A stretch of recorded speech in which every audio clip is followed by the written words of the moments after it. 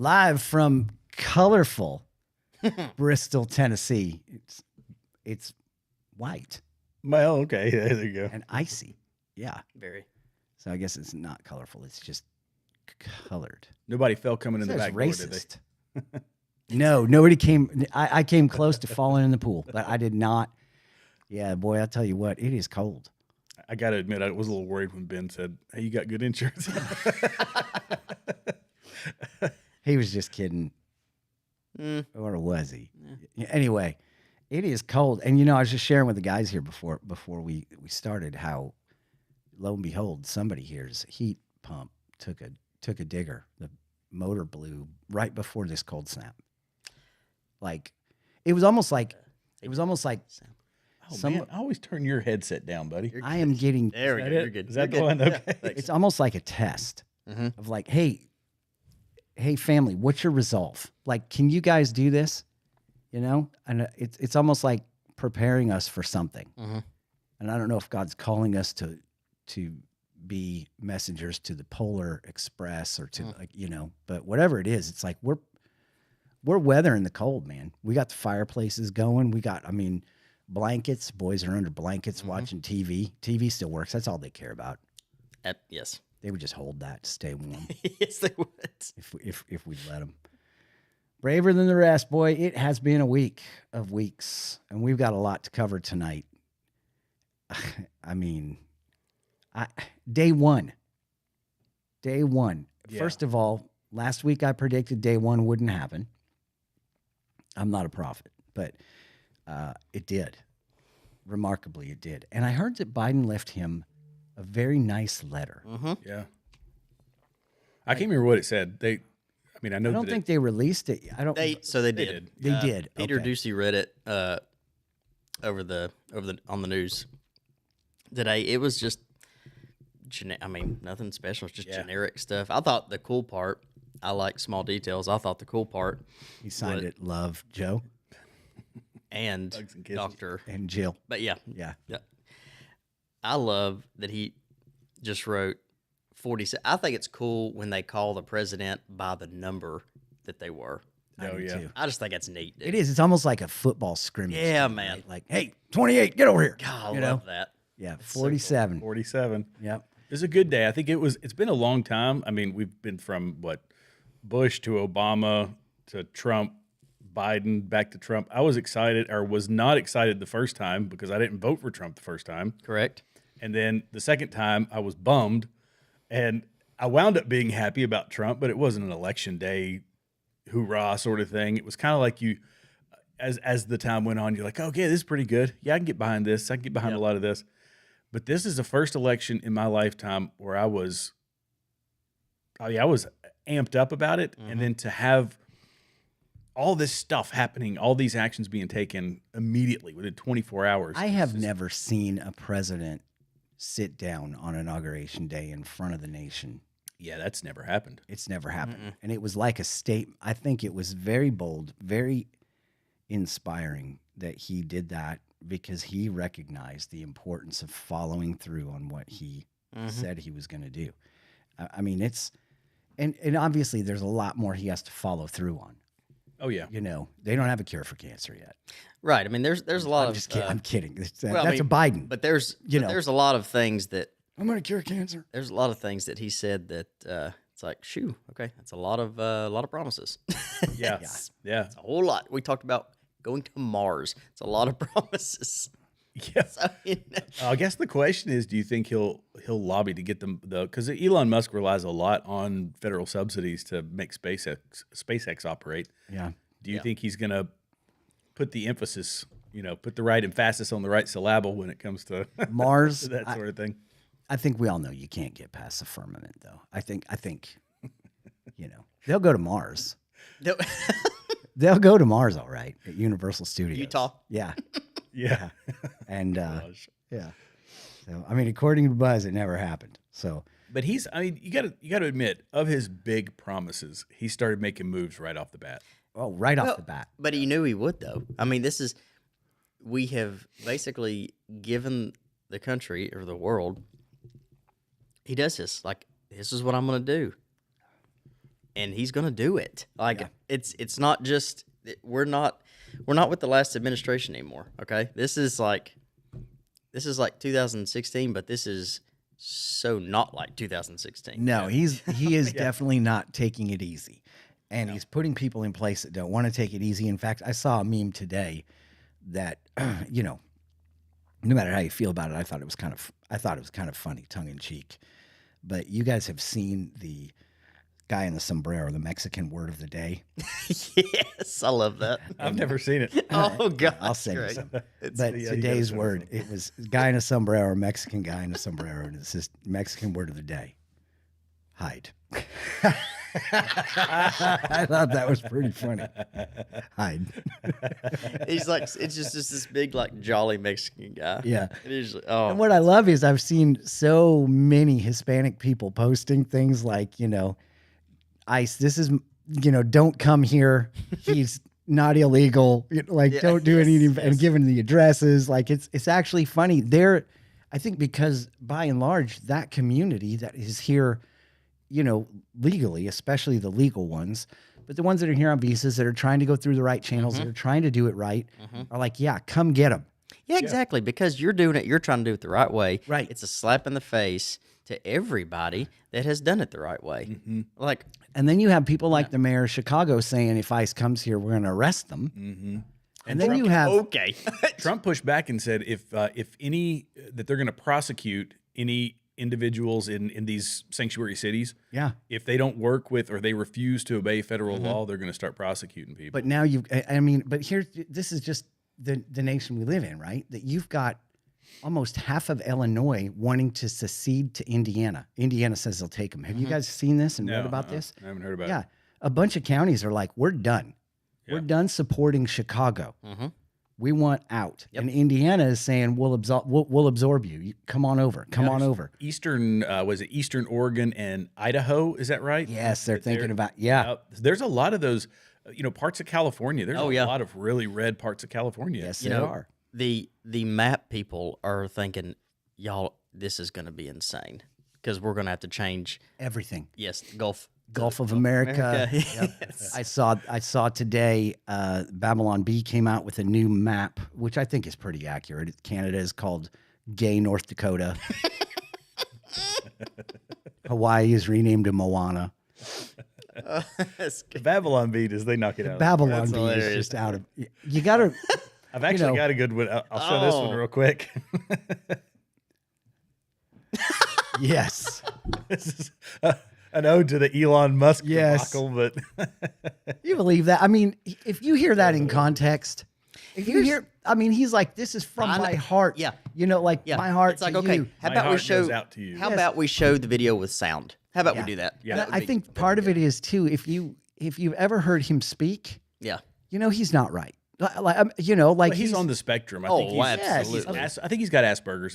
I believe is what he's Sure. has admitted to. You're Sure, better- but autism. okay, he's clearly he's first of all impassioned about something. He's excited. He's and all the things. And he said it again and again. My heart goes out to you, and my heart is for you. And it's like my heart, he doesn't know sign language.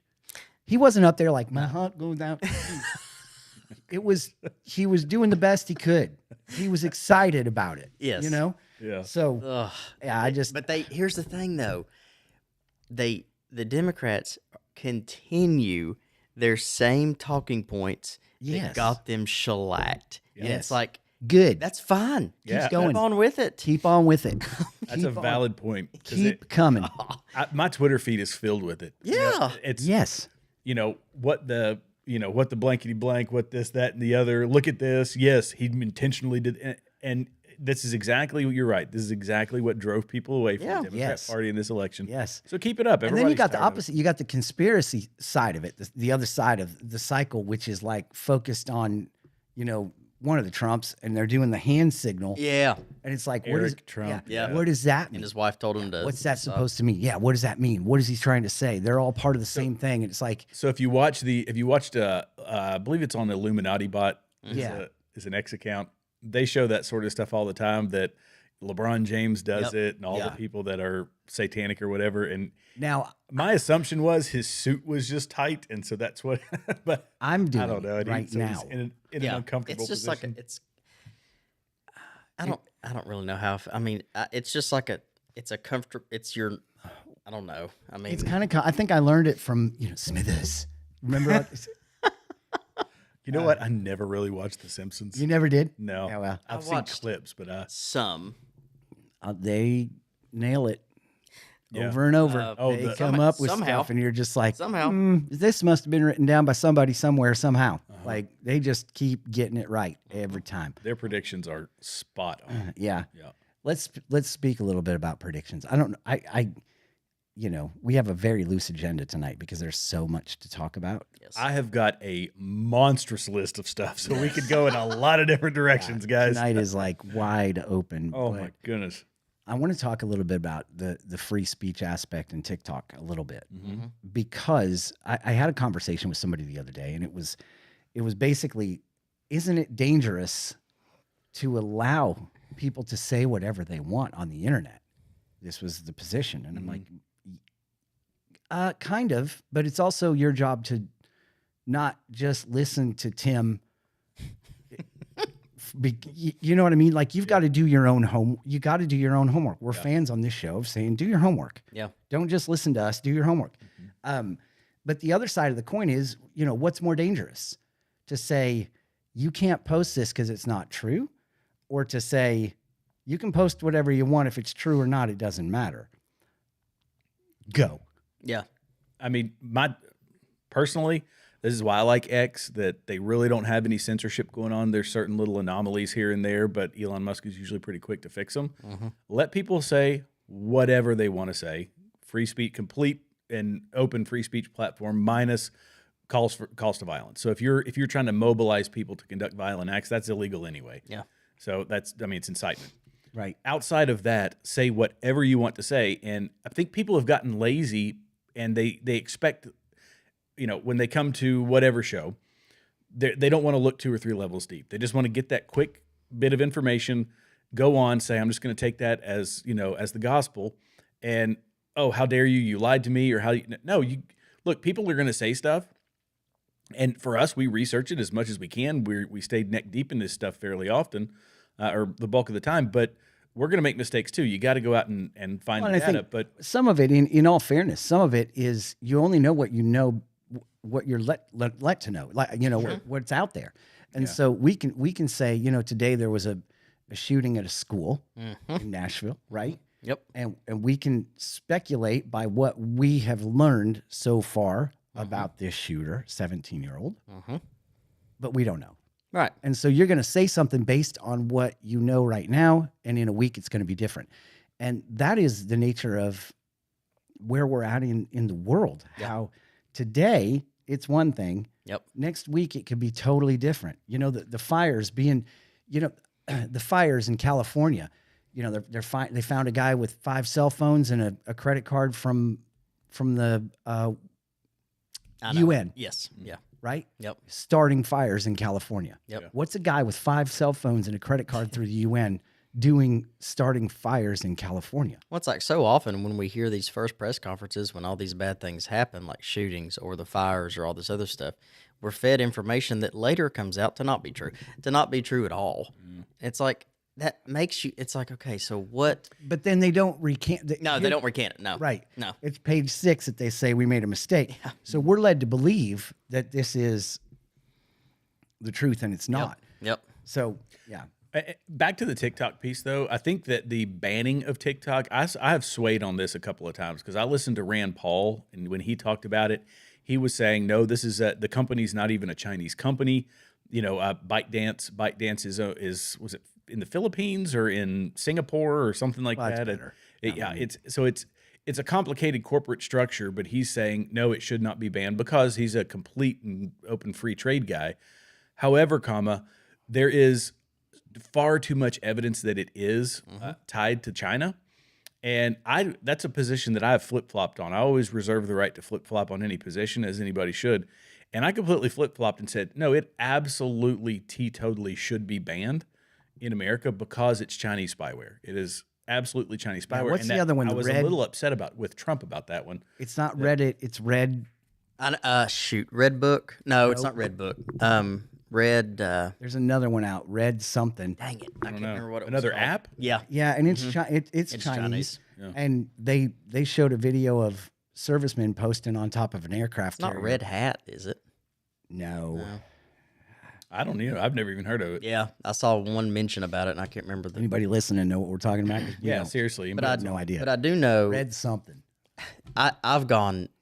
I'm with you. I've gone so back and forth yeah. with the TikTok thing because it's like there's people that like that's their small business and they've made millions of dollars off of it. And there's the one when I realized though that it was kind of Red Note. part Red Note. Yeah, Red Note. There it is. Kind of part of the Chinese thing is when they came out and said that I think that the CCP basically shoot, what's the leader of China? Xi Jinping. Xi Jinping. Xi Jinping. They would sell it to them. Or they would acquire something called a gold coin or some, I don't know. It sound like some words they made up, and that we would have to like negotiate that something with the gold coin that they got. It's not even a physical coin. It's just something they call that. I don't know. Interesting. But I'm like, okay, if you say CCP, I mean, okay. Yeah, I'm out. Yeah. Yes. I'm done. Yeah. Well, and if you read the terms of service, Joe Rogan brought it up, and so I started skimming what was available online, terms of service. And it's not just that they can collect the information on that phone. So they can tap in, if open and available, tap into other devices connected to the same wireless network that device correct. is connected to. Your TV. Yeah. Your everything. Anything and everything. And it's all collecting data. Yes. It's 100% About you. data. Yep. And they're watching you and they're listening to you. And, I saw a thing the other day about AI and how it is able now based on Wi-Fi frequency to find you in your house. Yeah. Where it can map you in your house. It can map you. So you can be in the kitchen or the bedroom or the shower or whatever, and it will map your silhouette based on where you're at. Mm-hmm. Yeah. So we can't. I mean, so it takes the signal and it reads the bounce back off the signal, and it can triangulate when that signal intersects with other signals, just like triangulating anything. And because people have multiple routers and multiple devices, and so it can take those signals, and from that, essentially, which is almost how radar works, or really how radar works, is the signal goes out and comes back, and it's able to use that to map where you are standing exactly and precisely enough in your room that if somebody's coming to your house with ill intent, they can say, well, they're in the kitchen by the butcher block or by the island,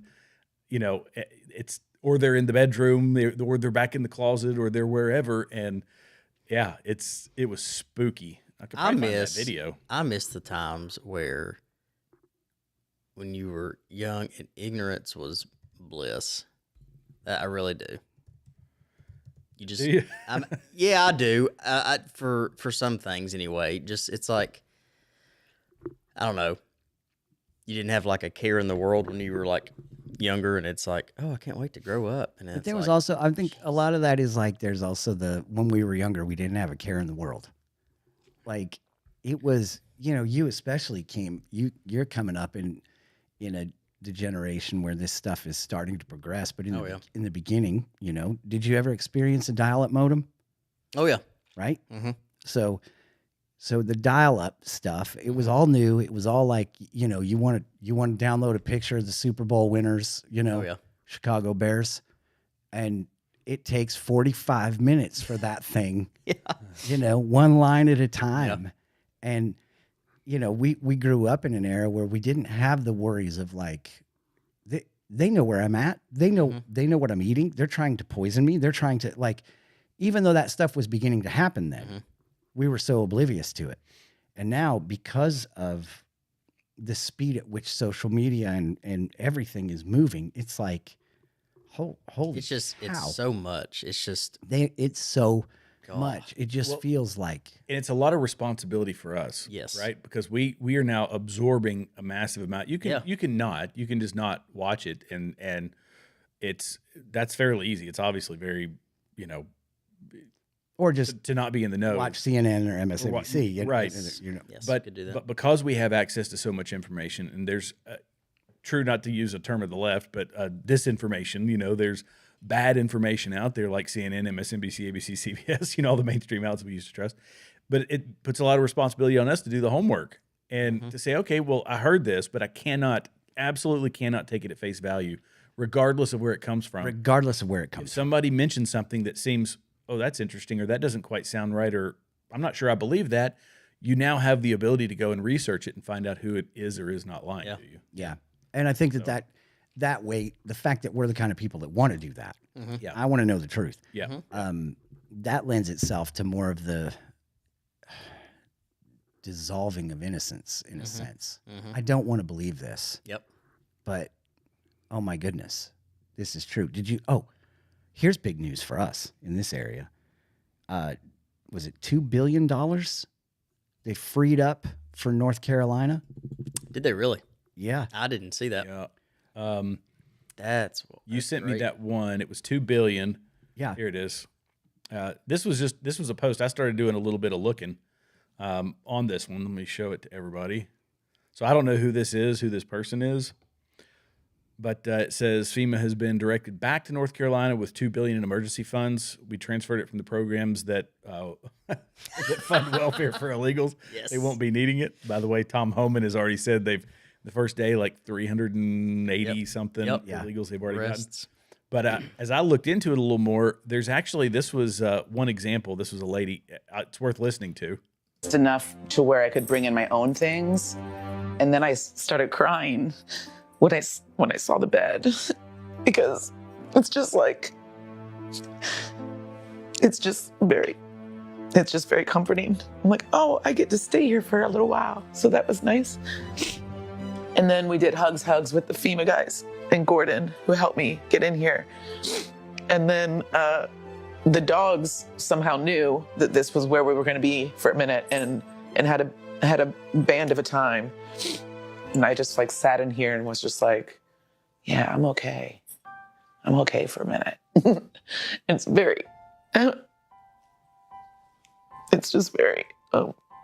great relief. So this is part of that. So what this says is that Western North Carolina residents, in case somebody can't read it, who have been sitting in FEMA hotels for months are now being moved rapidly into long-term, fully furnished apartments. And this is apparently part of Trump's plan to help these folks out. And here's the crazy thing. These people it was clear they were completely forgotten about. Mm-hmm. Okay. Very rapid response to California. Had just enough. Oh, you're good. Yeah. Very, rapid. We talked a little bit about that last week. Yeah. It's not, I feel for the people of California. Oh, absolutely. Yes. You've forgotten. Yes. Because we're not stars and we're not, you've forgotten people. And there are a lot of normal people in California that were affected too. Oh, yeah. But it's because of the area and because of the people who live there. Mel Gibson lost his house. And you know what? Mel Gibson has the right perspective about that. Oh, yeah. But these people can't, she's got nowhere to go. We were one candidate away from them being forgotten for 4 more years. I mean, it was they weren't coming back. No. Well, and a lot of the folks, even in the Palisades, like you were saying, these are folks that bought that house not when it was a multi-million-dollar house necessarily, right? But it became one. Yeah. And the insurance, they obviously these are not high class, highfalutin people that can afford to turn around and buy another $10 million mansion to live in while their new one's built. And it's destroying them. Excuse me, it's destroying them as well. Yeah, and I think that's part of the thing that we. The forgotten people of California, they don't even get talked about either. No. And so you've got this group of people in California that get talked about, Will Smith, and and then you got the rest of us, who are in California. The rest of the Californians who are just like you and me, going we just lost everything. Yep. And we don't hear so much about them either. And it kind of makes you wonder, like, why? I mean, I get the whole land grab thing. And the more you research and look into some things, the more you're like, no, wait a minute. They did make a pledge that they were going to be a different city by the time the Olympics happen. You know, so Is that 2028? I think so. Yeah. Yeah. So it's like you go, huh? And Lahaina was going to be a smart city as well. Yes. Yep. You got to take it down to the dirt if you want to rebuild in the, you know. But are we that nefarious? Yeah. I mean, I don't want to believe so, but yeah, man. I have no doubt. If it walks like a duck and talks like a duck, you know, like it. Me and my wife had this, well, not this conversation, but we had a conversation of like, I'll say this, the only shot that and we've gone over this, so I'm not going to spend a lot of time, but the only shot that I'm leery of is anything to do with the COVID. Okay. I typically get my flu shot. Our kids get all the shots that most of them that schools required and all that. And she does raise a good point, because we get so hysterical about this sometimes. And we were driving to church one day, and she said, well, you got to trust somebody. She said, who do you trust? Because she said, I just choose to believe that there are people within the organizations, not the people high up, but people within the organizations that actually do want to help people. And I said, true. I said, but they could be fed, That's the problem. Information. And she said, but who do you trust then? Yeah. And I'm like, that's a good question. I mean, it's like there are people. This is kind of what I've found from I've been reading a lot about this for a very long time now. But you're right. Most of the doctors, they just want the best for people. That's why people get into the, first off, do no harm. It's part of the Hippocratic Oath. They just want to help folks. And you got to be careful how I say it. But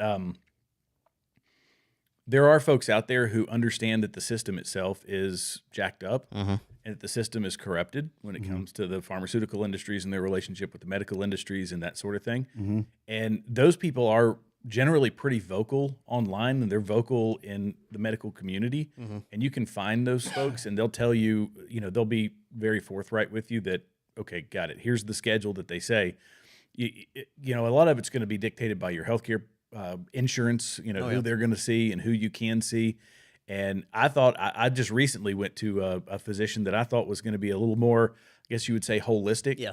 That sort of thing. And turns out he was in a more holistic facility, but he wasn't that holistic of a doctor. So I'm like, okay, well, now I'm kind of starting over, going back to square one. Yes. Because I don't want to take a bunch of chemicals. I hardly even take Advil. Yeah. Because I believe God made our bodies to heal ourselves in a lot of ways. And so, yeah, it takes a vast amount of research. And much like the news, I think that we just got to do the research ourselves and figure it out, because a lot of these doctors, it becomes a money-making thing, and they are making massive amounts of it off these pharmaceutical companies. Right, but I mean, to your point earlier, her point. Yeah. Most doctors are good guys that are trying to help people the best they can. Yep. They're fed a narrative, by somebody who's getting paid, or who's been fed a narrative by somebody who's getting paid to believe something that is a lie. And I think that is like, so who do you trust? I trust in Jesus. Right. That's it. I mean, that is it. He is my healer. He's my great physician. But, as far as people go and doctors, like when you got round one that you got, did they say these are the side effects and these are the risks to you? Oh, when I got the shot? Yeah. Oh, no. Right. So that's part of the deal, the package. They're supposed to let you know. Yeah. These are the risks. This is what's been reported, right? Now, the first round, they didn't know. Right. So, but they said it's safe and effective. It's not informed consent. No. Right. And yet, they make somebody for cholesterol medicine, they have to read out all the side effects on the TV commercial. But for millions and millions of people who went and got this, they're like, well, here's the blank booklet, and it still is. and it still is. Oh, yeah. Like of they'll all have side the effects. they'll have. It's just not informed consent. If the people want to take it, I'm perfectly fine with folks taking it. I can't. If I they want to want see the. I want to see the commercial Yeah. Yeah. for the new round of vaccines Mm-hmm. that at the bottom says, right? Because we know stuff now. Right. that should We be know communicated. stuff now Yes. that needs to be communicated. Yep. And they need to let people know that there is a risk. And not only is this not safe and if it's not effective. Yeah. And that's the thing that they're not Yep. telling anybody is that the studies have shown that people that don't get the, David 19 shot are just as healthy and able to fight it as the people who did get it. Yeah. But they're not going to say that. Right. Now, have you heard about the AI, so Project Stargate? Have you heard about that? Don't be ridiculous, Jared. So Trump, so Trump came out and, he was talking about Softbank. Did you see that video? SoftBank's going to, so the head of Softbank, I forget the guy's name. Last is- month yes. I came to Yeah. So this guy came out and he, in front of everybody, said, we're going to invest $100 billion in the United States, right? This goes back to what we were just talking about. And Trump's in front of everybody said, oh, what about 200? Why don't you double it? 200 billion. And I'll play this real quick. last month I came to Listen. celebrate your winning and promise that we will invest $100 billion. And you told me, oh, Masa, go for 200. Yeah. Now I came back with 500. $500 billion. How did, first off, to have that much that yeah. you just think, okay, I'm going to pledge 100 billion, and then to come back and quintuple it. Well, this story has layers. This is actually an investment with SoftBank, which Masa is the head of SoftBank, and then it's Oracle and it's OpenAI. Okay. Okay. And of course, certain people, the Trump cheerleaders, Charlie Kirk. I love Charlie Kirk. He's coming out and he was saying that this is Trump's. Let me put this up so everybody can see it. Just announced Stargate project, which is what this is all around. New American company which will invest $500 billion over the next 4 years. So that's, huge. That's insane. Huge. Oracle's Larry Ellison, SoftBank CEO Masayoshi Son, and OpenAI Sam Altman. And here I'll play Trump so everybody can hear him. In the case of Larry Ellison, it's well beyond technology. He's sort of CEO of everything. He's an amazing man, an amazing business person. But to announce the largest AI infrastructure project by far in history, and it's all taking place right here in America. Okay. We don't have to play the rest. He goes on to talk about, Sam Altman, the OpenAI guy, and how, he walks on water, all that sort of stuff. But there's video out there now of, here's the next piece of this, is that Elon is saying, nope, I have it on good authority that they don't have this kind of money. And it turned into this, there's a little scuttlebutt saying, Oh, geez. okay, so I have it on good authority that they only have 10 billion is what he said. So SoftBank has well under 10 billion secured. I have that on good authority. And because in response to the Stargate project, that was his response. He said they don't have the money. And then people started lambasting Elon saying, oh, you're jealous. You're just mad that he's going with one of the other tech bros, da-da-da-da-da.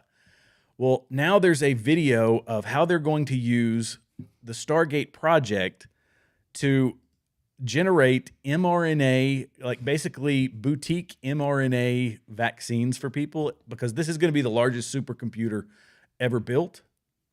And this guy who is, let me remember his name. This is Larry Ellison, the CEO of Oracle. Listen to this. Gene sequence, once we gene sequence that cancer tumor, you can then vaccinate the person, design a vaccine for every individual person to vaccinate them against that cancer. And you can make that vaccine, that mRNA vaccine, you can make that robotically, again, using AI in about 48 hours. So imagine early cancer detection, the development of a cancer vaccine for your particular cancer aimed at you, and have that vaccine available in 48 hours. This is the promise of AI and the promise of the future. So this is getting into boutique drugs, vaccinations, mRNA technology, all of this stuff wrapped around AI. And I started thinking about what I think it might have been Briscoe that said it. That he said, that Elon or somebody could usher in, or AI or Trump or somebody could usher in some sort of scenario where it all goes awry. And, I think that my fear is that Trump is so hungry for this development and for bringing money, $500 billion. It's hard to turn down $500 billion. Oh, yeah. Come in an investment over 4 years to come into the country, plus tens of thousands of jobs. It's concerning. I mean, it's interesting to see our side of it, the more conservative side. We're so divided. People are saying, this is awesome. Look at all these jobs he's bringing. Look at this massive investment. Because he's gotten $3 trillion in investment since he was elected. Yes. $3 trillion in 2 days. I mean, that's unheard of. I mean, that's hard to even fathom, really. I just hope he's not on such a breakneck pace that he's going to do something like this. Sam Altman, Oracle, OpenAI. I don't trust him as far as I could throw him. I love having Elon on his side. I love it. Mm-hmm. I love and respect him a great deal. I think he's brilliant. I also think he's incredibly dangerous. Mm-hmm. And I think thinking like this is incredibly dangerous. And we've said on this show, and I should point out, it's not Elon is against this, right? Okay. Yes, but it's these thinkers, those guys that are pushing AI. Now, Elon hasn't gone into this necessarily. However, he has gone into the Neuralink to a point where he said it's going to be like buying an Apple Watch. Mm-hmm. And he's going to make it that available. Dangerous. Oh, yeah. Yeah. I think, I'm old fashioned, whatever, but it takes only 1% of our DNA. That's what separates us from monkeys, right? Mm-hmm. And so they're talking about this mRNA vaccines and mRNA this and mRNA that, but that sequencing is going to mess with people's DNA and turn them into something that God never intended them to be. And it's very dangerous. And I don't know I don't know what else to say other than like, that's incredibly dangerous. Yeah. You don't know, you don't know what this is going to do long term, i.e., what we've just experienced in the past 4 years, 8 years, 6 years, whatever it's been, 6. Gosh, has it been? Yeah. And look at the information, just truckloads of the information that's coming out about the effects of what they did. Mm-hmm.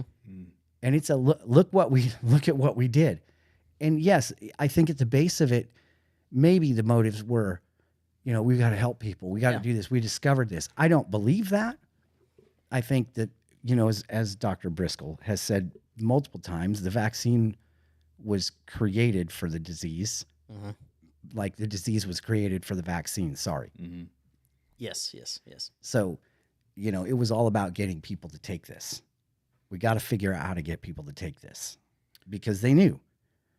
And the people that are in power, the power families, the people that have been in power since the beginning have all stated one thing. They've got one thing in common, and that is there's too many people. We've got to do something about this.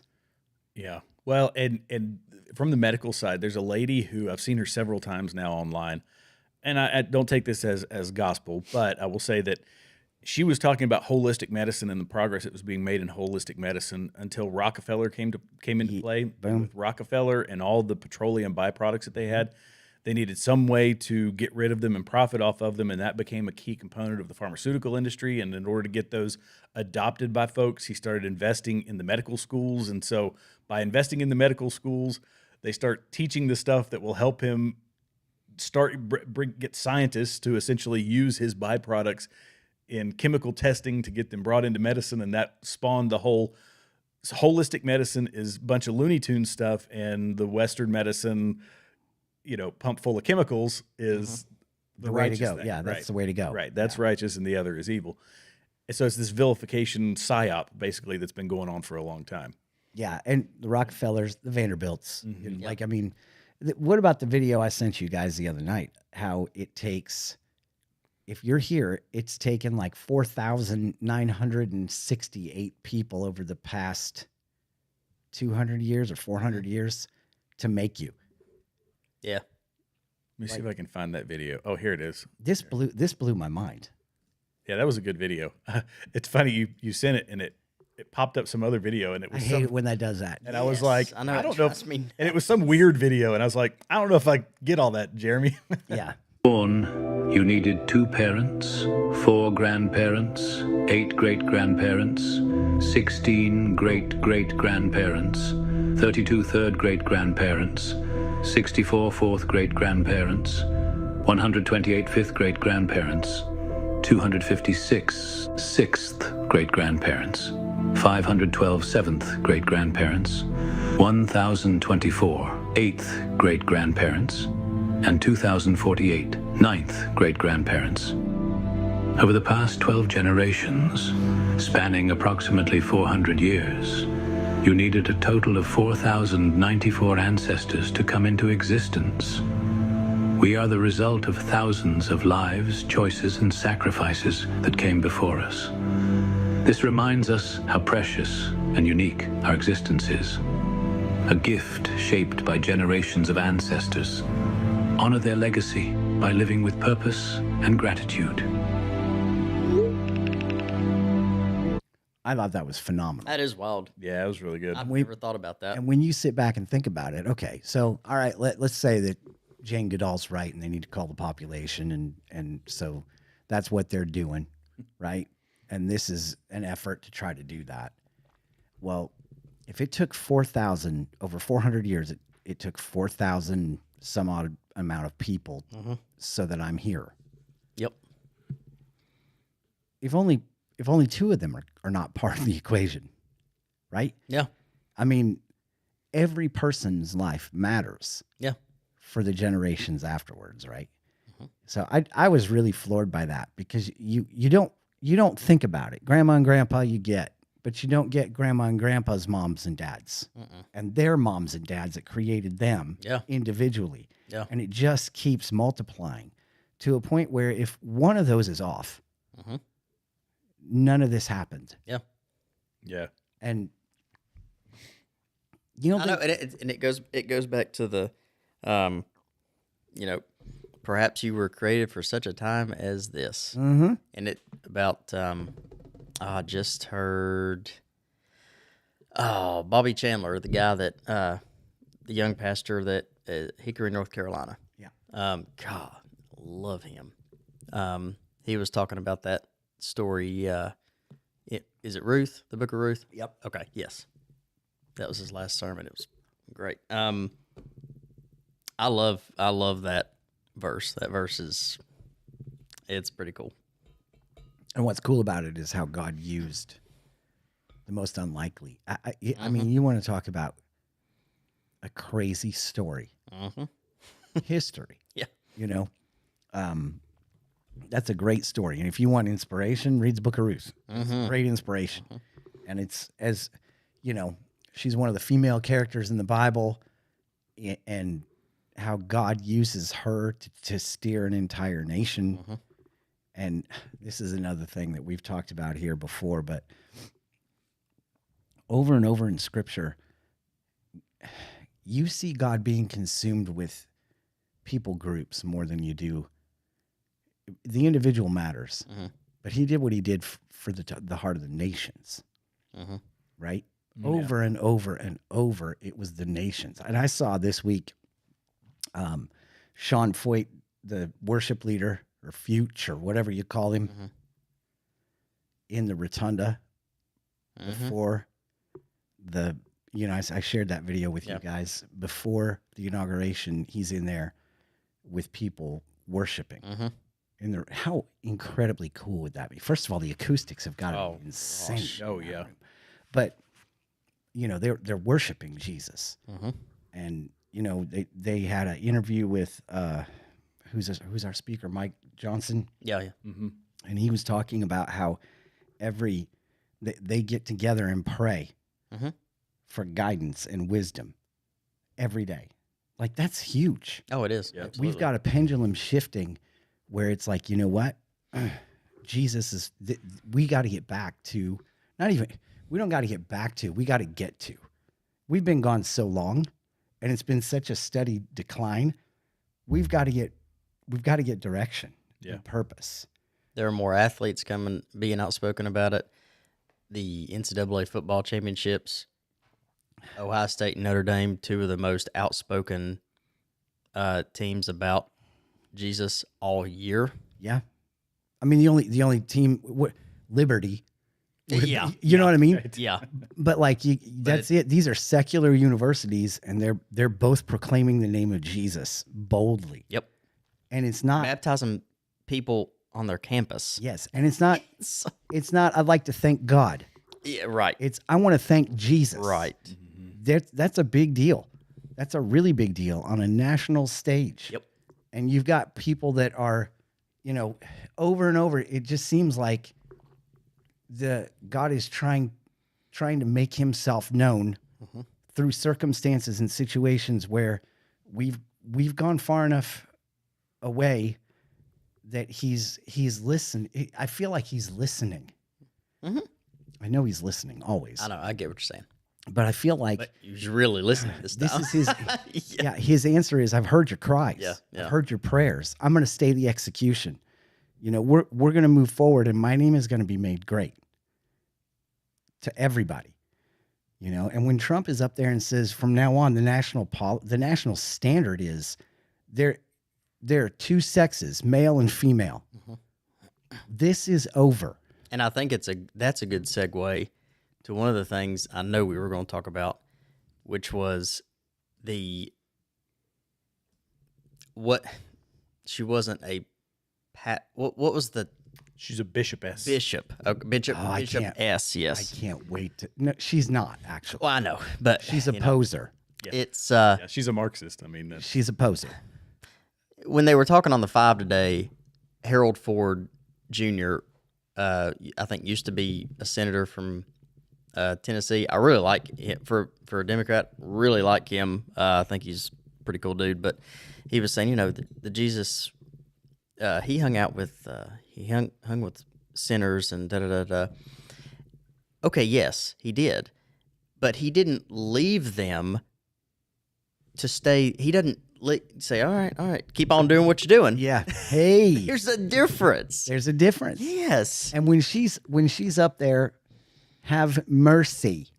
Yeah. On, okay, you know what? Sometimes, Shoot. As uncomfortable as it is, the most merciful thing that you can do is to be upfront and honest and truthful. Yes. Right? Yes. Have mercy. Here we go. Yeah. Have mercy on them. No, tell them the truth. Jesus loves you, even though you're confused. Seek him first. He'll fix you. Yep. No amount of medication is going to fix this gender dysphoria. No. No amount of psychology is going to fix your gender dysphoria. It's a spiritual crisis. It needs a spiritual answer.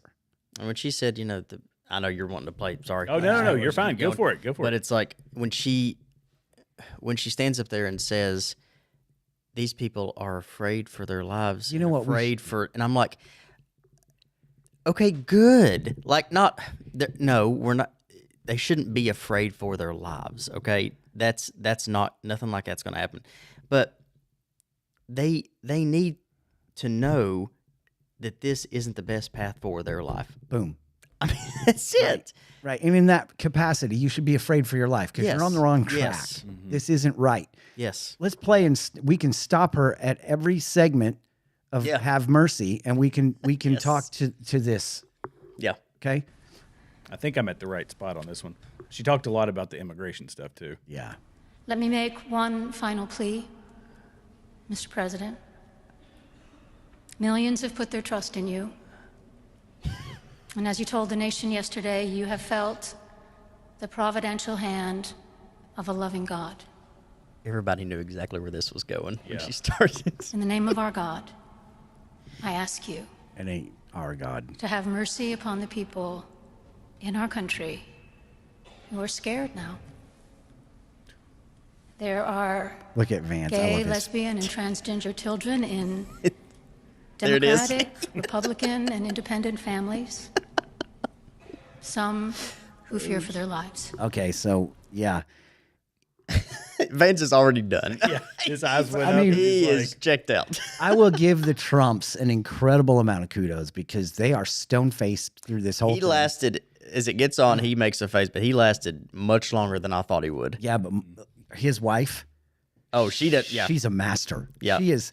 I'll tell you what, she would be a great president. she would, absolutely. She is a master. Melania You can't tell what that woman is thinking ever. got a poker face. Vance, I love that Vance doesn't hide it because he like leans down and looks at Trump So, once. It's just but like, What's his wife's name? Usha. Usha. So- I think. He's probably like, Usha, are you hearing this?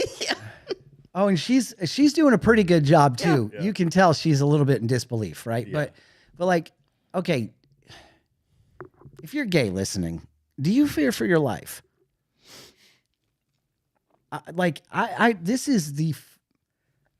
This is so left wing, Yeah.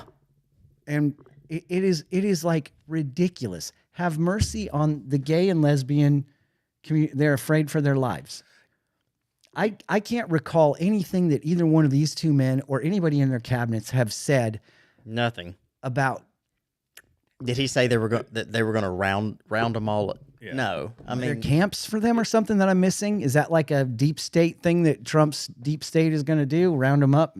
No, but I'll tell you what I thought as soon as I saw her. When everybody, the words got passed around, I didn't even listen to it. No. And I saw a butch haircut, And a rainbow. and I was like, okay, I know exactly where this is going to go. Yeah. But when I think I don't worry about a butch haircut and somebody that's out on the street screaming about the patriarchy and that sort of thing, because I can brush that off quick and easy.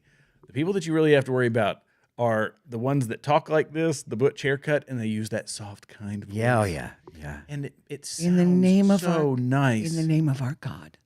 that we have to enable these poor kids who are going to die if we don't chop off their genitals. Yeah.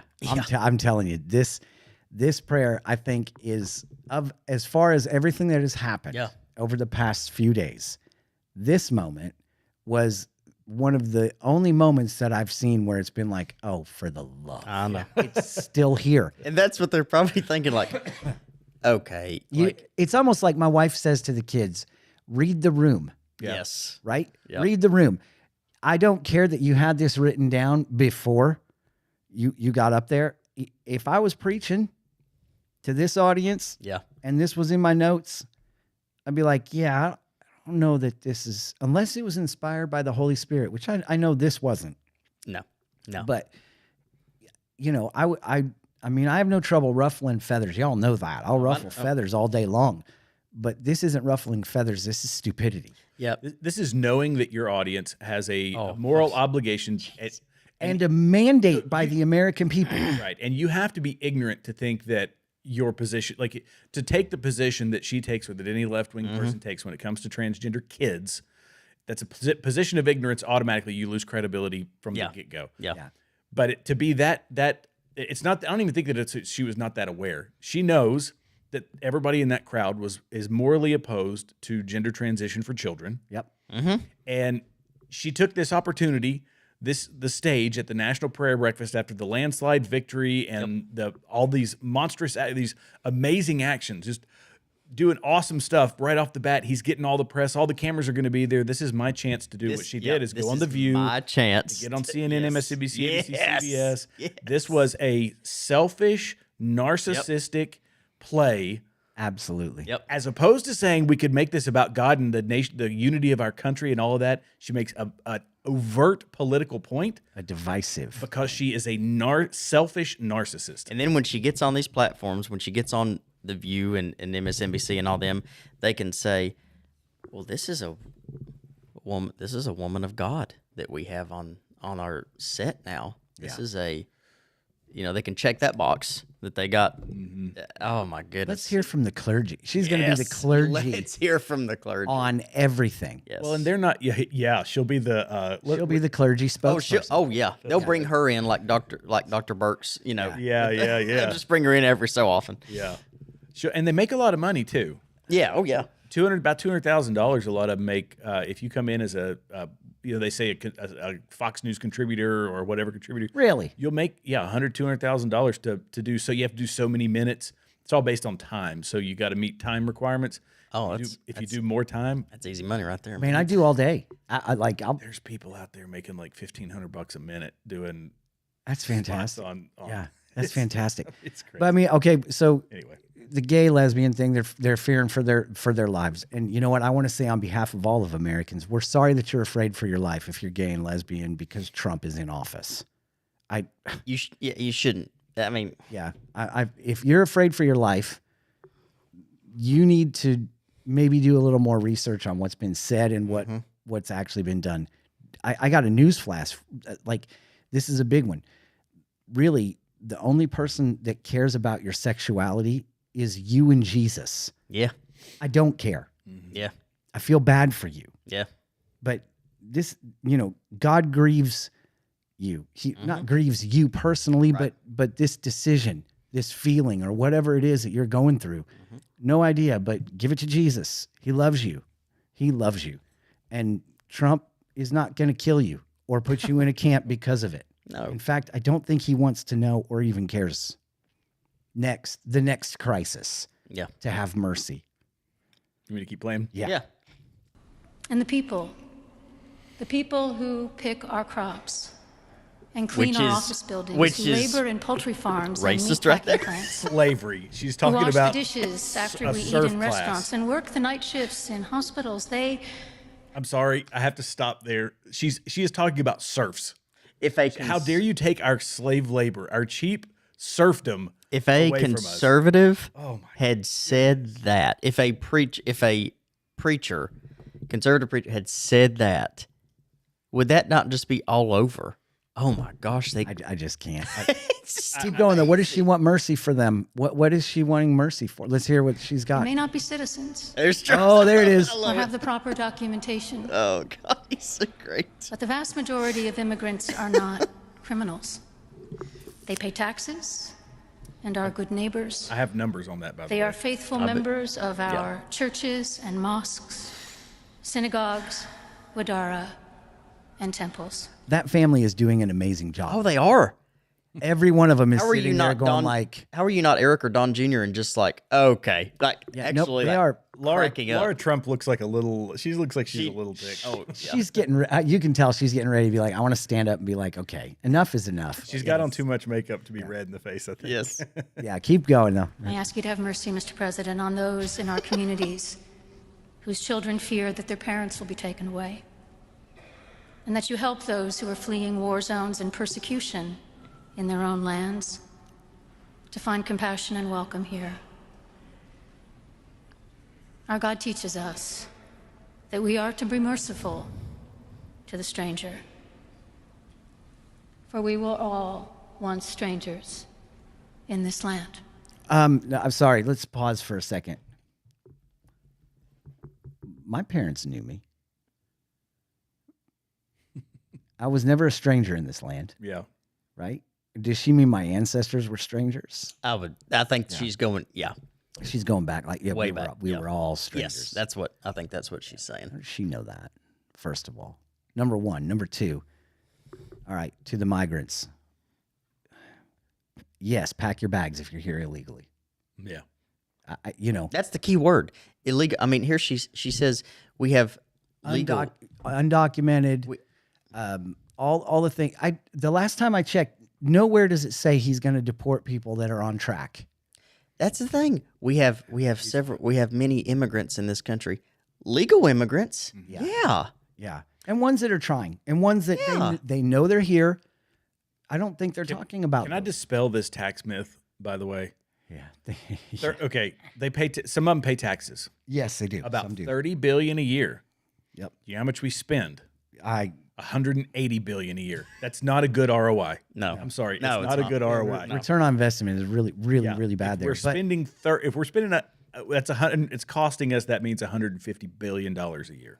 And I want to say this because it is the heart of Jesus, right? Is the immigrant, the whole thing. I get it. I've had these conversations with multiple people. And in fact, when I preached a sermon on the hot button issue, and it was like, hey, listen, if you're an immigrant, immigration is going to take precedence on who you vote for over abortion, let's say. You can be a Christian and be like, you know what? Abortion's a big deal. I believe in the right to life, but I really, really, my heart goes to the immigrants, right? Great. If that's your thing, it's tough because one side, the side that's better on immigration for you, is also the side that wants to kill babies. Yeah. And that's hard. I know. But you got to swallow that pill and pick who you're going to, so I get it. I'm not coming down on anybody. This, however, what really grates on my nerves is these people aren't immigrants. These people are, a lot of them are coming here wanting us to change to suit their narrative, their needs and their narrative, right? They're living for free. And a lot of them have been shipped here. Yeah. And that's not an immigrant. A lot of them have been kicked out of their countries. Oh, yeah. So, okay, it's got to be awful, but let's try to figure out how to sort this out. I'm all for people coming here and making a life for themselves and, establishing family roots here and doing things. That's fantastic. They have to have a love for the country. Yeah. Yes. They don't. They don't have to take over an apartment building in Aurora. No. And they're going after them. They're out. These guys are out. Oh, yeah. The Venezuelan gangs, they're done. Yep. And I love the fact that he said the cartels are a terrorist organization. That gives every American serviceman the right and everybody else the right to be like, that's war. Oh, yeah. Operators and drones, man. Yep. They're just going to, They're going to bring some hurt to them. I mean, the other take on this is, or not the other take, but the other side of this is that it's the resources, and how resource intensive it is for these folks coming in. And, like we talk about 30 billion that they pay in taxes, but we expend 180 billion. And so it comes up to $150 billion expenditure. Yep. It's fine. We've got Americans, though, that are suffering. We've got veterans on the streets sleeping under the underpasses that are suffering.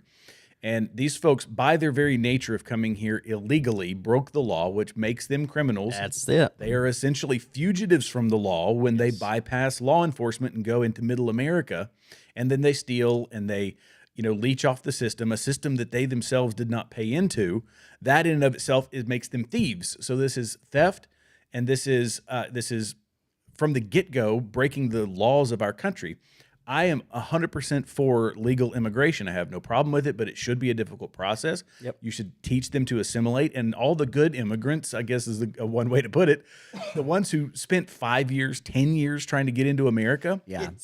And they have a great appreciation for it, and they could sit down and take a civics test and beat out most Americans on that civics test. That's right. Yep. So, yeah, come here. But it's I think in the conservative world, we all feel the same way. We're like, hey, bring them. I'm all for it as long as they do it the right way. That's fine. Here's the problem: we've got to make it easier to do. Number one, there's a part of you that goes. There's a part of you that goes like, okay, why does it take this long? There are people that are waiting and waiting and waiting and waiting and waiting, and so there's got to be a way we can fast track it or make it easier. I believe. Because it shouldn't be that incredibly hard if somebody's got a desire and a drive to live here and to be an active part of our society. We shouldn't make it so that it's almost impossible for them to do it.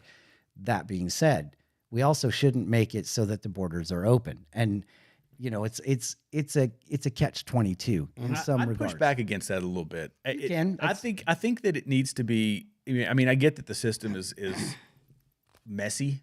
It takes a long time, but I think part of that is not bad for safety, because anybody who wants to come here to do us harm, you got to wait 10 years to come and do us harm. If you got that kind of patience, then okay, fine, go for it.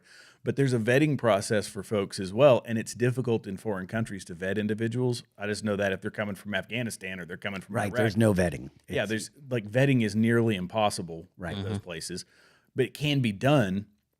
but there have to be connections made. I don't know all the process behind it, but you got to make connections to folks here in America, and then those people can be vetted, and all that. Like it's this spider web of stuff, and it takes a long time for a bureaucratic agency to do that. And that's not that bad for our security, but it's also not that bad for the person who says, I don't want to go there anyway. You know what I mean? If we make it too easy, too many people are going to want to come here. We're going to get too many applications, and that process is going to get bogged down too. True. Yeah. So why not just shorten it, make it a little more streamlined, maybe? But I guess that's kind of what I'm trying to say. I don't want to make it easy, but they got to be able to figure out how to be like, okay, and vetting, it needs to be right. It needs to be done right. And, this poor lady is in way over her head. She will get MSNBC talking points and CNN and everything else out. She's already been on The View. Yeah. So of course she is. Yes. So this will put us to the test, but I would love to play what she's got to say about that. After we got to play just a little bit more of this, because this gets so good. May God grant us the strength and courage to honor the dignity of every human being, to speak the truth to one another in love. Oh, okay. Hold on. Yeah. And walk humbly with each other. Yeah. Speak the truth in love. That's not what we're doing. That is not what we're doing. No. It's not what we're doing. Affirming people isn't speaking truth. No, it's not. Sorry. It's not. I'm sorry. You're not a cat. Get out of the litter box. Yes. Did I tell you, one of my buddies, his kid, this is why he had to spend a ton of money to put his kid into private school, because at his public school, they put a litter box in the bathroom. Yeah, is that Virginia? Stop. No, it was in North Carolina. North Carolina. Charlotte. Yeah, not even kidding. And he said, I'm done. Put a litter box in my kid's bathroom. I'm out. Like, I'm not sending my kid to that school. Yeah. What in the... Yeah. Because nobody's speaking truth to that kid. And here's the thing. Are there legal ramifications?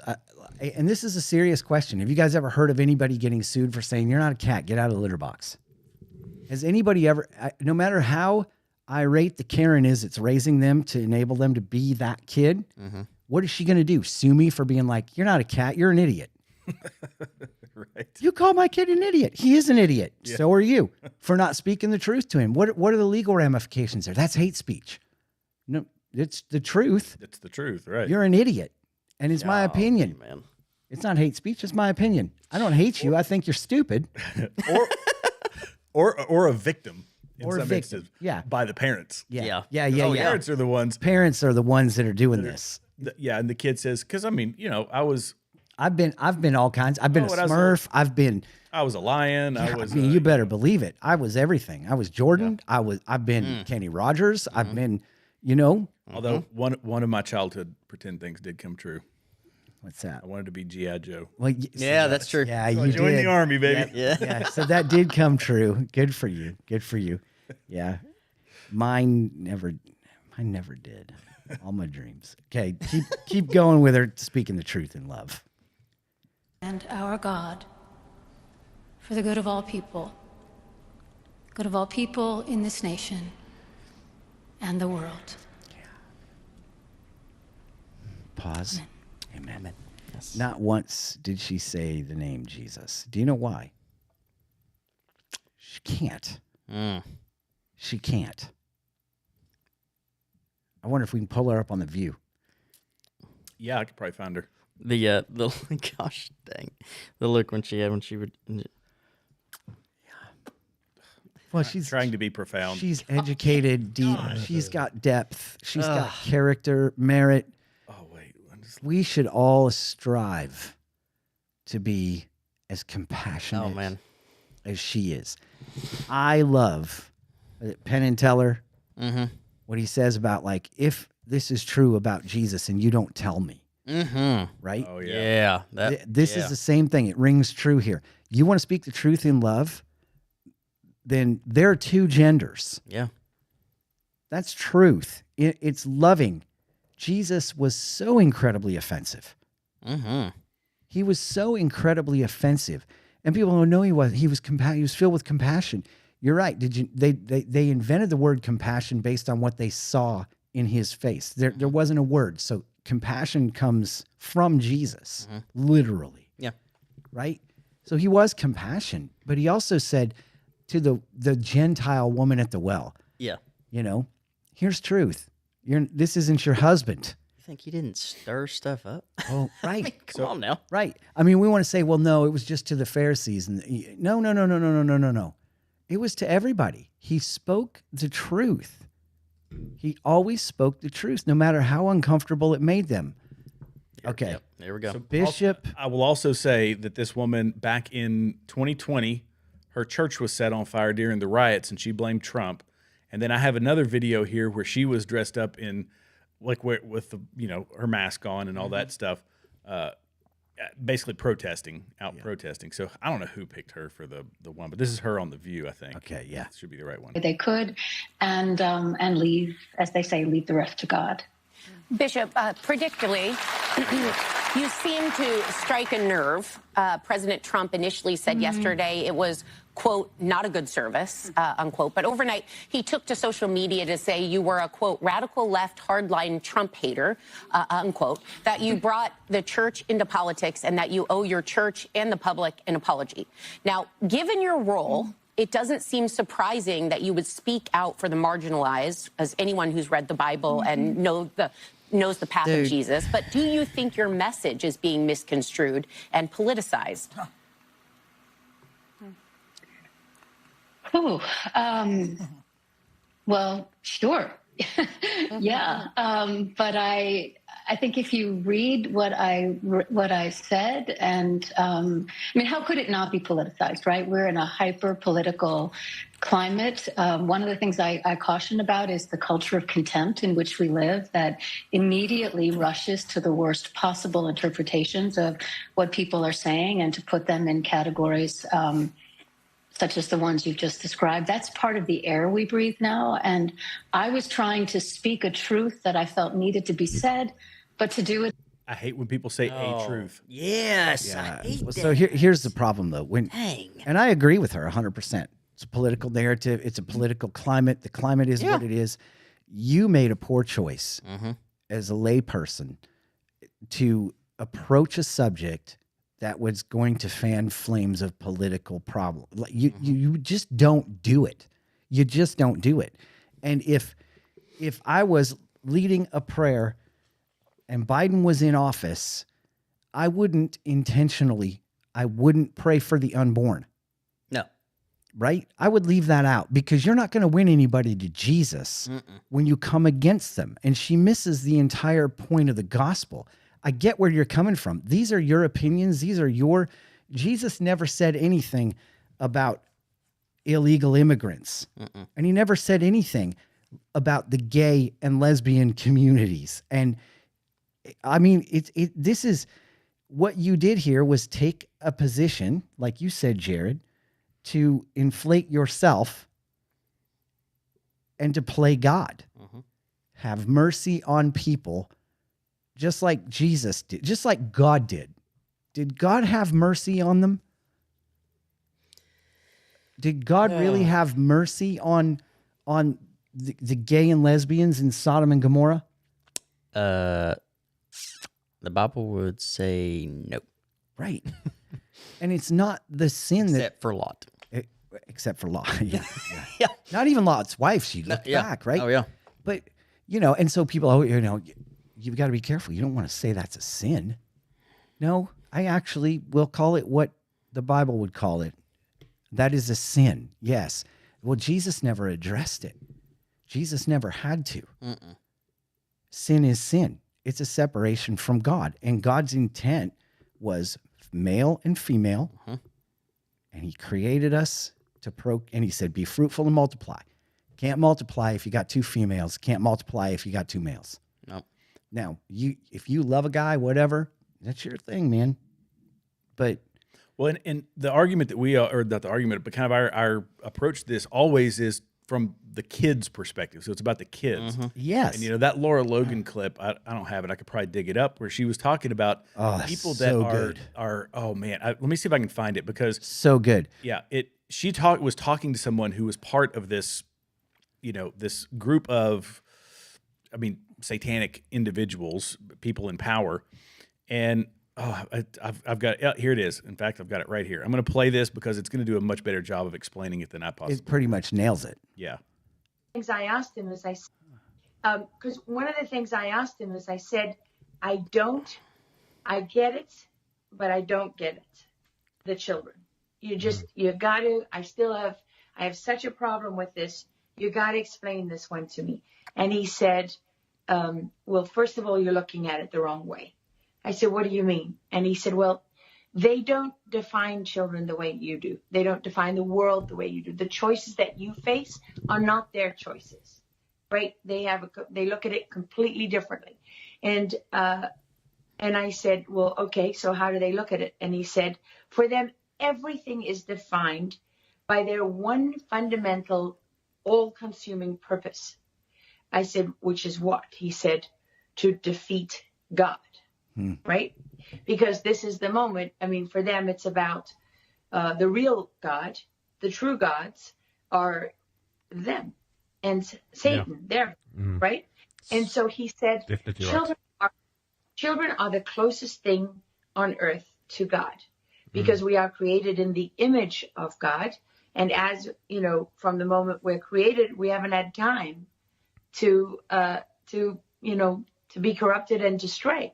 So for them, the younger you are, the closer you are to God, the more pain they can inflict on God. So the more you can make a baby or a small child suffer, the greater your victory over God.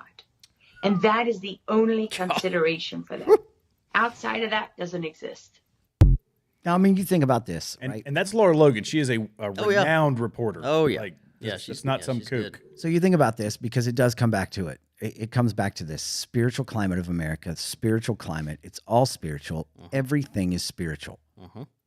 And when you sit back and look at the children and the attack on the children, yeah, it's because they want desperately to corrupt the innocents. And what this woman, the bishop, so-called bishop, first of all, there are people that sit there every Sunday and listen to that like it's the gospel truth. And you sit back and go, how? Because you can also read. That was the beauty of the printed Bible.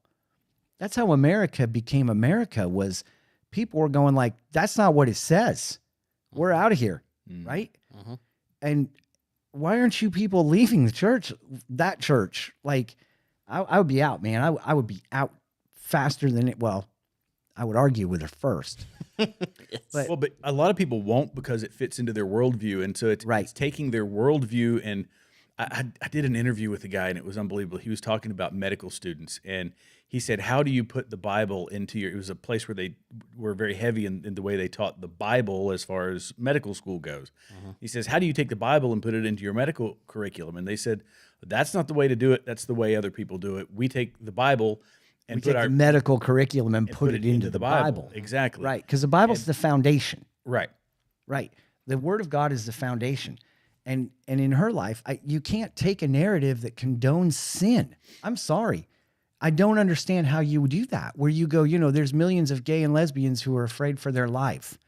You shouldn't be afraid for your life. But like you said earlier, you should be afraid of eternal life. And you should fear God over your own agenda, over your own, this is my preference. But I think that plays into the narcissism, right? Because with the narcissism, you want to be accepted by the world. You want to be accepted by the people around you. And so you'll contort it and adopt that. And it makes its way into, what they're teaching in their church, what they're preaching in their church, in order to be accepted and in order to gain notoriety. And it's the reason that the big, some of these monster churches say some really wacky stuff, is because it gets butts in the seats, it gets money in the coffers, and it makes it easy. Makes you cool. Makes it easy. And when you have a motivational speaker instead of somebody that teaches the word and doesn't ever hardly mention hell Oh yeah. Well, it doesn't mention Jesus. Not once did she mention Jesus. Talking about a specific pastor in. Where is he? I know exactly who you're talking about. Oh, big J.O. Yeah, old big J.O. man. Yeah. Oh gosh, yeah, he's a motivational speaker. He'll motivate Texas. you. I think he's in Texas. You know, I was listening to, you know who Ruslan is? Have you guys listened to him? No. You need to watch him on YouTube. He's really good. He's a younger guy. Yeah. And he said, I'll admit sometimes I'll listen to him. He knows that he's not, but he's like, he's motivational. You got to give him that. I'll tell you, he flipping is. And there's some things. But here's the thing, and I heard him at a pastor's conference. Did you really? Yeah. And I will tell you, my position on him changed a great deal after hearing him. Okay. Because, as he put it, his job is like his kingdom mandate, so to speak, is 8 seconds. That's what it takes between clicks. And if he can get somebody to just question Jesus or question, that's why he said, I finish every broadcast with get in a good Bible believing church. He says, because I'm not a theologian and I'm not going to take him very deep. And he doesn't. I mean, at all. That's interesting. It's very surface. No, it's very surface. But his ministry is based on people watching on Sunday morning and trying to catch between the click, because that's the average viewer length is like 7 or 8 seconds. It's all he's got. And he's trying to say something that will get people to the cross. And that's his whole thing. And then from there, it's our job as believers to walk them through it all. But he's got one of the biggest churches in America. Yes. And do you know why that is? I believe because we don't want to be uncomfortable. Ever. In any capacity. He's got a bigger mandate than that, though. Right? I mean, isn't that playing Russian roulette a little bit to say, I'm going to bet on these 8 seconds? That is. That's what I'm. That is going to be between him and God. That's so tough. But he is not a pastor. He is an evangelist. Oh, my goodness. I didn't know there was a difference. He is wearing the wrong shirt. You know what I mean? Because, there's an absolute difference. There's an absolute difference and an absolute gifting difference where an evangelist is somebody whose primary concern isn't about the spiritual depth of anybody or teaching or walking through life with you. It's about just getting you to question Jesus and getting you to Jesus. Billy Graham is a great example. I was going to ask, was Billy Graham an evangelist or a pastor? He was called a pastor. Right? I mean, but he was an evangelist. Billy Graham, I don't know how deeply he walked through the fire with people because he was always on to a new place, right? I'm sure he had a small group, but it was all about winning people to Jesus. And, another one that I would consider an evangelist was our old pastor, who was a pastor. But his heart was evangelism. Every Sunday was about Jesus and winning people to Jesus. Every Sunday. Never was it based around building your building block beyond give your heart, get baptized, give your heart to Jesus, right? And so there's a certain kind of people, and he was incredibly gifted at it. I mean, he was brilliant. So I think that there are different areas of ministry where people excel. What about the opulence, though? That because I've never been one to think that a pastor needs to be broke and living destitute. Oh, I have all kinds of issues with that myself. Yes. Yeah. Okay. So, and I've heard some of them don't. They say, "Well, I'll never take a salary from the church. They do it from book sales, or they do it from other things. Is where they get their money." Yeah. And he's made a bazillion boatload, dollars. You ever seen? You ever watch videos on Kenneth Copeland? Oh, that guy's satanic. Oh, that guy's satanic. Oh, buddy. Shoo, you buddy. can see it in his eyes when he did the whole blood thing. That one interview. All right, hold on. Bro. Okay, go ahead. Are we getting into libel territory here? Yes, I have to say this because I think it's very important that we know. I've got a lot of issues with a lot of people in ministry. Oh, yeah. I do. But you're not going to hear me say much about it because if they have won one or two people to Christ, that's their purpose. And if they're not leading people astray, and this is where the aforementioned person I have a little bit of trouble with, because there are areas where I go, that's not correct. I don't believe that. I don't buy that. And yes, I think that there's areas where they are padding their pocketbook, but I do not ever want to be a person who comes out. I mean, we are a society as Christians that are riddled with bullet holes from one another. Yeah, but I mean, when he does the thing where he's doing a blood sacrifice with a guy up there in front of people. I know. When he's talking about I had to buy the jet from Tyler Perry. He made it so cheap for me. I had to do it. And when he says he doesn't want to ride in a tube full of demons so he's not going to ride with people on an airplane, and that's why he had to do it. It is tough because we are called to bring people to Jesus. Mm-hmm. And that's why I sit back, with Stephen Furtick and with all these guys, I sit back and go, this is not on my hands. This is on him. It's between him and the Holy Spirit. What he's teaching. Yeah, but let me ask you this. Don't you have to? I mean, he's got I've listened to him before. Yeah. And I was like, wow, it was good. What he was talking about, at least the one that I watched was really good. And I texted one of my buddies and I said, hey, have you heard of this guy? And he immediately, within minutes, texted me back the kids' books from their like Sunday schools. And it was all about not anything about Jesus, about the church. It was about him. Yeah. And Stephen Furtick? Yes, you are supposed to do what is good to make your teacher, Stephen, successful. I mean, it was this cultish, like a cultish type thing. And it was really, really weird. And so I sit back and go, and people come against Bethel and Hillsong. Oh, yeah. I mean, just on and on and on. Here, first and foremost, if it's a successful ministry, it's going to have it's going to have its killers, right? Well, the bigger you get, the more right. stuff comes into it, I'm sure. But there are things that all these gentlemen have said and done. You're like, man, I don't know that's, but it's not on me. I want to. And I have to go, none of us are perfect. No. We expect perfection out of people in ministry. But I guess what we're doing is just off of surface level watching them. We're forming our own opinions. Yeah. And I will say the prosperity gospel is so incredibly, and that's Copeland. Yep. Right? Oh yeah. Yep. Is so incredibly inflated from Scripture. Mm-hmm. I guess that's a good way of looking at it. It's inflated. Mm-hmm. Does God want us to prosper? I believe he does. But that's going to look different in his eyes than it's going to look in ours. And so when we start to do, just like we've done with the American church, we got to have a board of elders and we got to take a congregational vote. Guess what? That's not Scripture, right? Well, the elder part is, but let's define what that would be. Because what you see in churches throughout America is not a board of elders. It's a board of lay people who want to have a vote. And oftentimes it's a popularity contest. Elders are people that are going to speak truth, preach. They're pastors. That's what they are. But in the American church, no, that's not how we do it. We vote, no, you don't vote. Never in the Bible do you vote. You can cast lots. We learned that, right? You can draw straws. Yeah. But there's no vote. Nobody cares about the popular vote because if they did, Jesus would have a miserable time because he was not very popular, right? He never concerned himself with popularity.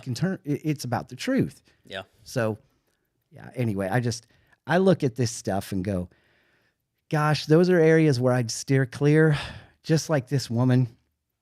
If I was preaching again, there's no way that I would approach half of what she approached in that room in the light that she approached it in. Right. I would pray for mercy on our immigrants. She wasn't doing that. What she was doing is imploring the president to pray for mercy.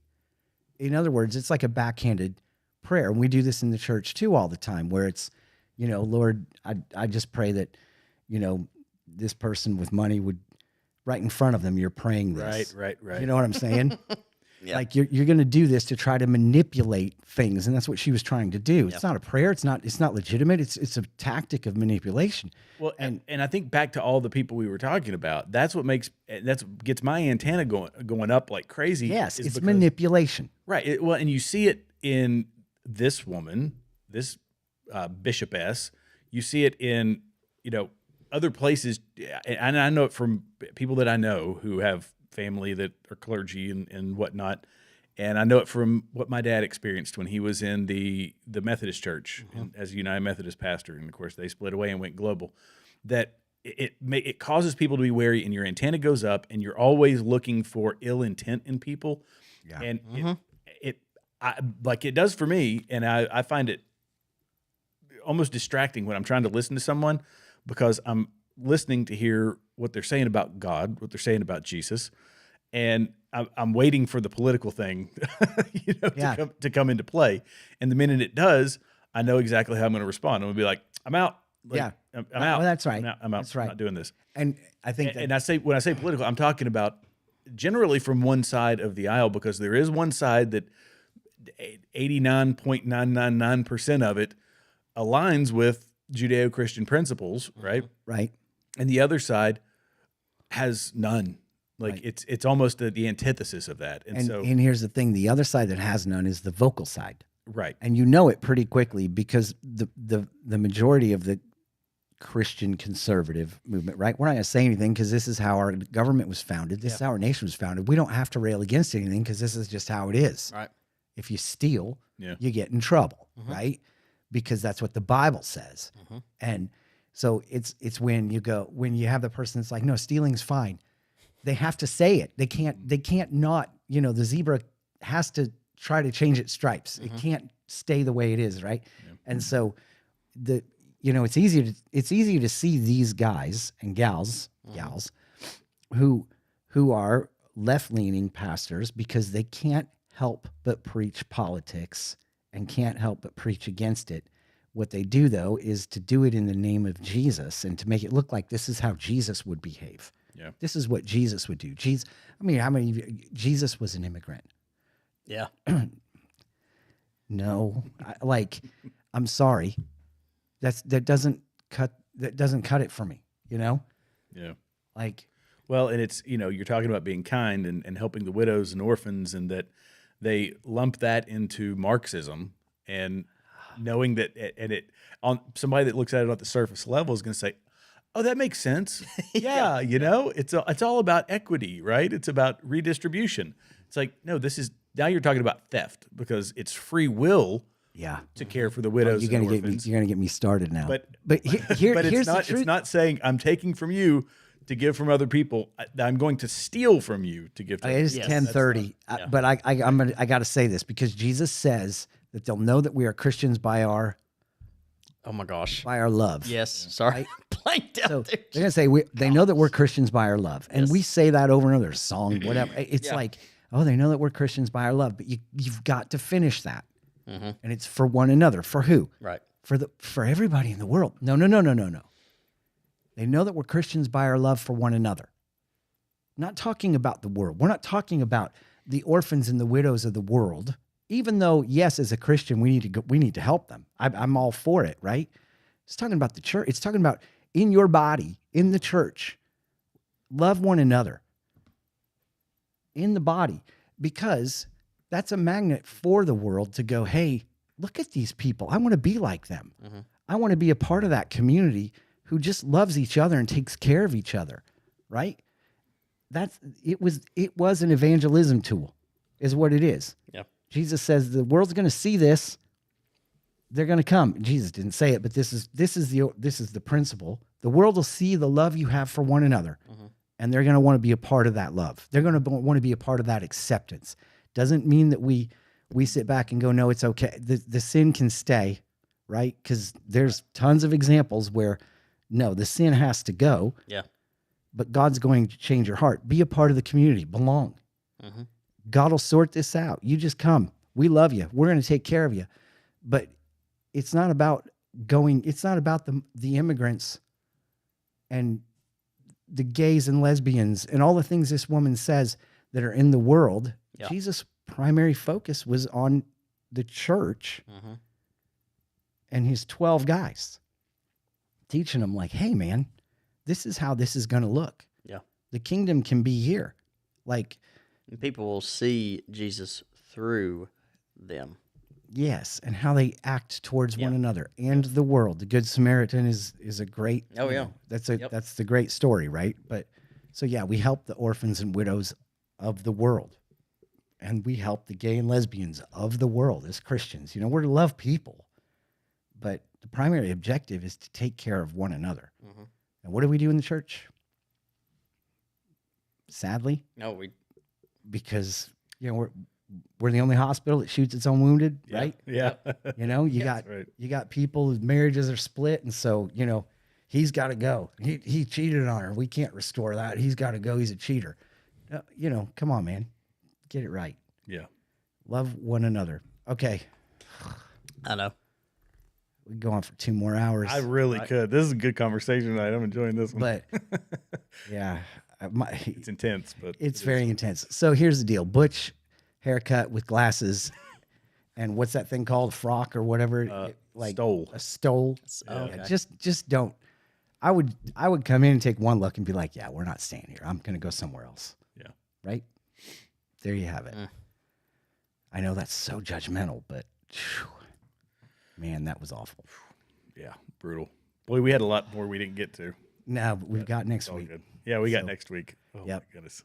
Until then, keep your eye on the skies, because I believe our king is returning soon. If you have questions and comments, and I'm sure after tonight you might, you can go ahead and email us at thebraverthantheRest@gmail.com. Also, feel free to comment. We do go back and oh yeah, we get the notice for comments and everything else. Yeah. We'll respond. I'm not afraid. We're not afraid to talk to you. Yep. So definitely subscribe, hit the like button, notification bell if you're on YouTube or wherever you happen to be. we'll be sharing our cell phone numbers next time, next Wednesday. we're just sharing. Let me pull up yours, Ben. You'll be the first Just one. share it. Actually, we should just share Bristol's. There you Have go. them all call Use it Doctor. as a test. Yep. Have them all call Dr. Briscoe. How many calls did you get, man? I got 75 phone calls from people I didn't know. Some guy called me from Canada. Yeah, I haven't seen our Canadian friend on here. Oh, it was on during the live stream. We might have ran him off. We might have. Who knows? Till next time. Whew, braver than the rest. Keep your eye to the sky.